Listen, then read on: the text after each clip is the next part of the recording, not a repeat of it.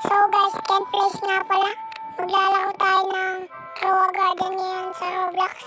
So, ngayon, tayo ay mag-harvest ng ating mga fruits kasi masyado, lumalaki yung mga fruits natin dito eh. Kaya harvestin na natin. Uy, may mga gold po pala dito. Daming gold. So, siguro mahal to. Mga nasa 10k or patas. Hindi ko sure kasi hindi ko pa naman alam lahat ng value ng fruits eh. Sa Roa Garden. Kaya, panoorin nyo na lang muna.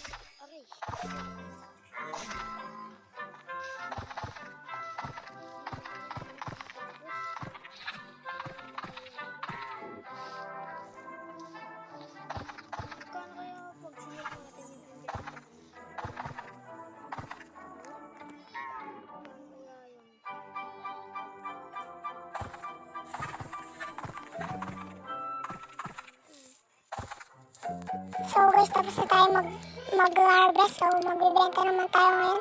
Sure ko muna nasa 200k yata ito kasi madami. Tama tayo guys. So ngayon babalik na tayo sa ating garden. Mag-harvest ulit tayo. Mag-harvest ulit tayo guys kasi mabilis tumubo eh. Siguro mga ano na naman ito. Madami-dami na naman din. Kasi ang bilis tumubo eh. Panoorin nyo na lang guys. Babalik na lang ulit ako pag tapos na.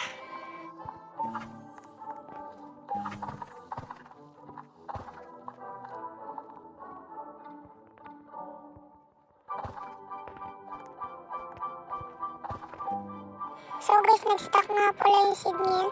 Tignan natin kung maganda yung stock na seed. Pangit guys. Apple lang yung stock. Walang divine na stock guys, walang grapes tsaka mushroom. So magbibenta naman tayo ngayon ng mga na-harvest natin guys. Yun na, 100k, pwede na din. Kasi magpapalas pa lang naman tayo.